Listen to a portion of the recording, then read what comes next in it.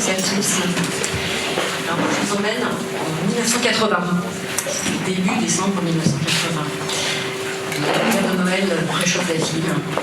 Les cabales sont bois et des sapins sont plantés sur la place de l'Opéra. Pour un mois, ça sent le pain d'épices, les pommes d'amour et le vin chaud. Je suis sur le marché de Noël de Strasbourg. Et on tente. Et ce jour-là, un ange entre dans ma vie. Il est blanc, ses ailes vertes sont bordées d'or. C'est un petit sujet en bois haut de 3 cm que vient m'offrir une amie de ma mère. Nous sortons d'une consultation avec un oncologue. J'ai 10 ans et c'est le premier jour du reste de ma vie. Je traverse la maladie comme je peux pour m'en sortir vivante. Et je guéris de ce cancer. Je reviens de loin. Mais ça, je l'apprendrai bien plus tard. Ce que je peux dire en tout cas, c'est que je suis née sous une bonne étoile. La maladie a pourtant laissé des empreintes qui font désormais partie de moi, comme 2 grandes cicatrices que j'ai dans le dos. À 13 ans, à la piscine, les filles du collège me questionnent, me talonnent pour savoir ce que sont ces cicatrices. Je leur réponds, j'étais un ange et on m'a enlevé mes ailes. Ma réponse me surprend, me dérange parfois aussi. En tout cas, elle me protège de toute forme d'insistance et j'en suis assez fière. Les années passent et vous vous souvenez, je suis accompagnée d'une étoile et un ange veille sur moi. Je pourrais presque dire que la vie est un long fleuve tranquille. Presque. Les effets secondaires des traitements ont fait des dégâts. Mon cœur est abîmé. Pendant près de 10 ans, il bénéficie de toutes les attentions des cardiologues. Mais la panoplie thérapeutique est épuisée. La greffe cardiaque est ma dernière chance. En octobre 2015, je suis inscrite sur liste d'attente de greffe. J'en ai peur. Et en même temps, elle est une fenêtre qui s'ouvre sur ma vie. À partir de ce moment-là, je m'éloigne plus de mon téléphone, de jour comme de nuit. J'attends l'appel. J'y pense. Continuer de vivre surtout, faire comme si tout était normal, mais plus rien n'est comme avant. Mon cœur est à bout de souffle et je m'affaiblis chaque jour davantage. Fin décembre de la même année, je me réveille avec une étrange douleur dans le bras, un truc très fort qui part du pouce, qui m'irradie le bras jusqu'au niveau des cervicales. Je pense à un infarctus et en même temps je me raisonne en me disant non, c'est pas possible, j'ai un défibrillateur qu'on m'a apporté quelques années avant qui me protège d'un infarctus. J'ai quand même la trouille, je me repose toute la journée, le soir tard je suis pas bien du tout. Toujours cette même douleur dans le bras. Je ressens une oppression très violente au niveau du thorax. Je respire mal. Est-ce mon éternel optimisme ou mon manque d'énergie à ce moment-là? Je ne sais pas. Je préfère aller me coucher en me disant demain, ça ira mieux.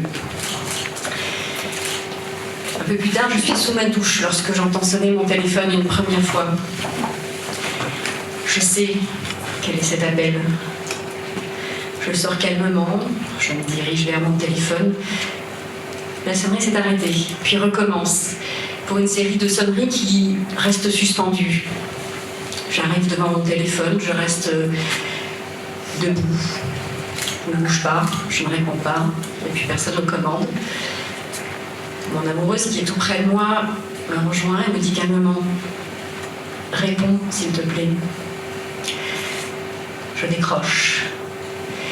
À cet instant, j'attrape le fil d'or qui me relie à un ange.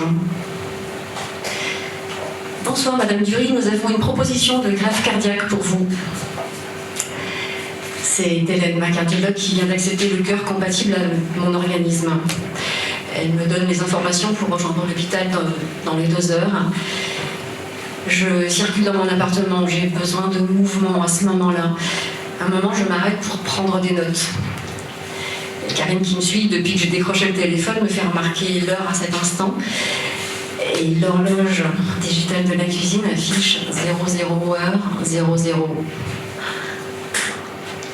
un échange de regards, un immense espoir, un nouveau départ. Le compteur est à 0. Reset.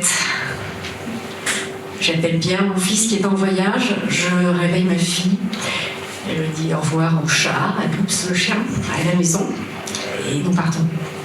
Karine, Lucille et moi. Il est plus d'1h du matin lorsque nous traversons le CHU. Les couloirs sont déserts, longs, interminables. Et j'ai la trouille.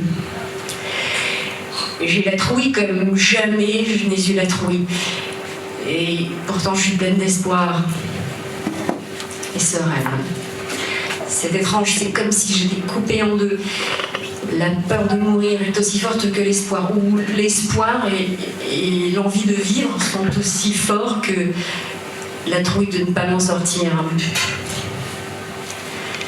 Dans le service où je suis admise, il y a les derniers examens, les dernières analyses. On m'amène le petit nécessaire pour une épilation intégrale. Et puis la fameuse chemise de nuit super glamour, hein. Vous connaissez, je suis sûre que vous connaissez. Quelques heures me séparent encore de mon nouveau cœur.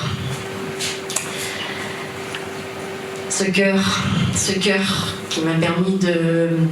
Enfin, l'autre. Mon cœur qui m'a offert la possibilité d'avoir 2 enfants, qui m'a accompagnée pendant plus de 45 ans, tellement vaillant. Ce cœur qui a été intoxiqué par les chimiothérapies 33 ans avant, ce cœur va me quitter. Je t'aime. Il est plus de 8 heures du matin lorsque je m'endors. Dans la salle de réanimation cardiaque où je me réveille longtemps après, je réalise que je suis en vie. Et cette douleur, ma douleur dans le bras gauche que j'avais la veille a disparu. Et je cherche à comprendre, je m'interroge. Cette douleur est-elle liée au choc, à l'accident, à la mort de mon donneur, de mon sauveur? Là, au plus profond de moi, je crois que oui, parce que nous sommes tous reliés. Comme un grand fil d'or fait de femmes et d'hommes extraordinaires. Alors d'un côté, il y a évidemment les équipes médicales de haut vol, des chirurgiens en doigts d'or, des soignants extraordinaires. Il y a aussi des pilotes d'avion, des policiers, des chauffeurs de taxi. De l'autre côté, il y a une famille endeuillée qui a accepté la décision d'un être aimé. Et il y a surtout quelqu'un qui a fait savoir qu'il acceptait de faire don de ses organes après sa mort. De mon donneur, je ne sais rien. Est-ce un homme, une femme, quelqu'un de jeune ou pas? Je ne saurai jamais rien, et cela n'a aucune importance. Il y a plusieurs années, la perspective de la greffe m'effrayait. J'avais peur d'avoir le cœur d'un salaud. Aujourd'hui, je sais que c'est un ange. Ma gratitude est infinie et éternelle. C'est tout ça, la greffe. C'est cette histoire hors du commun. C'est une histoire d'humain, une histoire d'amour. Avec ma greffe, ma vie est encore plus précieuse parce que je ne suis pas seule. Je suis le refuge d'un nouveau cœur. Et j'en prends le plus grand soin. C'est ma façon de faire vivre encore cet ange qui m'a sauvé la vie. Et grâce à lui, aujourd'hui, j'ai retrouvé mes ailes.